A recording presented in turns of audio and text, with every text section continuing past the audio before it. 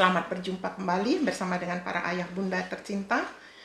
Kita lanjut cerita kita yang kemarin dari Abram dipanggil dan Abram di tanah Mesir, lalu diusir karena Abram mengatakan bahwa Sarai itu adalah saudaranya, padahal itu istrinya.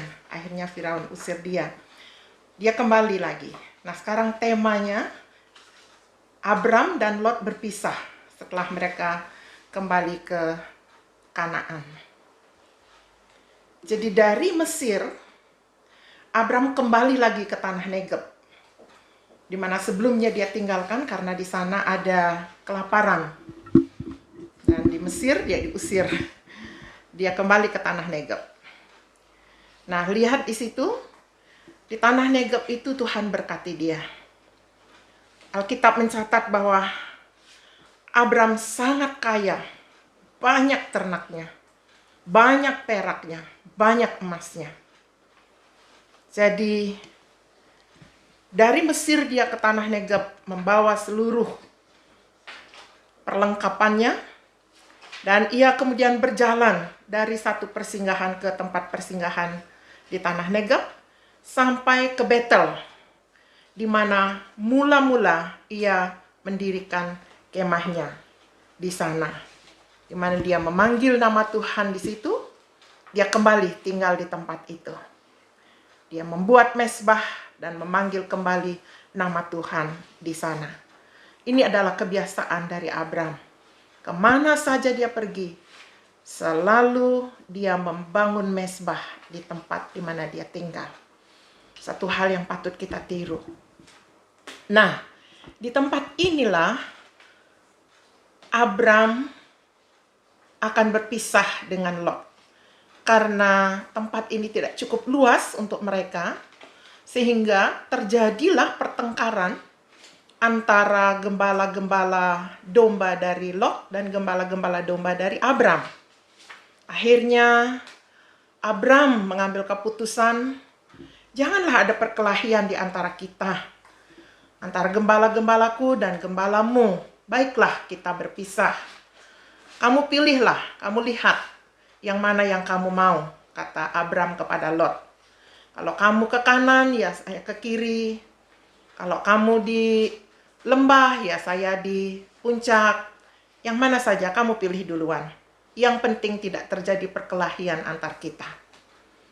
Akhirnya Alkitab mencatat bahwa Lot memilih tempat yang ada di lembah Yordan. Itu tampaknya seperti tanah Mesir, dan itu sampai ke Zoar. Dan dia mendirikan kemahnya dekat Sodom. Setelah Abram dan Lot berpisah, Lot memilih tanah Yordan, lembah Yordan dekat Sodom. Abram tetap tinggal di Kanaan. Setelah Lot berpisah, Tuhan langsung berfirman kepada Abram. Abram, pandanglah sekeliling. Lihatlah dari tempat engkau berdiri itu, ke timur, ke barat, ke utara, ke selatan. Sebab seluruh negeri yang kau lihat itu akan kuberikan kepadamu dan kepada keturunanmu untuk selama-lamanya. Jadi tanah Kanaan sudah dijanjikan Allah akan diberikan kepada Abraham dan keturunannya untuk selama-lamanya. Ini sejak permulaan. Dan aku akan menjadikan keturunanmu seperti debu banyaknya. Sehingga jika seandainya ada yang dapat menghitung debu tanah, keturunanmu pun akan dapat dihitung juga, kata Tuhan. Bersiaplah, jalanilah negeri itu menurut panjang dan lebarnya, sebab kepadamulah kuberikan negeri itu. Luar biasa, Tuhan mengulang-ulangi janjinya agar Abraham tidak lupa bahwa Allah itu setia. Akhirnya Abram memindahkan kemahnya dan dia menetap di Mamre, di dekat pohon tarbantin di Hebron. Ini tempat yang sering-sering nanti akan disebut di dalam Alkitab. Pelajaran apa yang dapat kita petik dari kisah ini? Yang pertama, Abram punya hikmat menyelesaikan pertengkaran dalam damai. yaitu berpisah dan bersifat mengalah. Mempersilahkan lawan bicaranya, memilih terlebih dahulu, maka pertengkaran selesai. Yang kedua, setelah berpisah dengan Lot, Tuhan kembali meneguhkan janji-janjinya bagi Abram, bahwa negeri Kanaan itu Allah berikan kepadanya dan kepada keturunannya selama-lamanya. Dan Allah berjanji memberkati keturunannya seperti debu tanah banyaknya.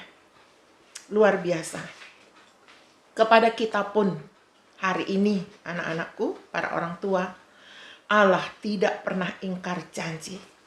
Ia akan selalu dan selalu mengulangi janji setianya kepada setiap kita. Sebab itu rajinlah membaca firman. Anak-anakku, rajinlah hafal ayat. Bila perlu orang tua ikut juga hafal ayat hafalan itu. Sehingga firman itu ada di dalam hati kita. Janji Allah bagi Abraham juga bagi kita. Nah, jangan lupa ayat hafalannya.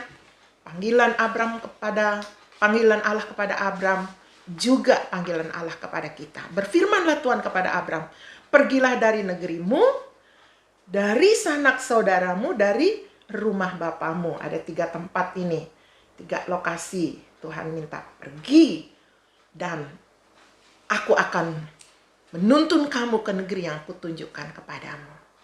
Masing-masing kita punya tujuan yang sudah Allah tetapkan. Nah, sebelum berpisah, Oma mau berdoa buat semua anak-anakku dan para orang tua. Mari kita berdoa.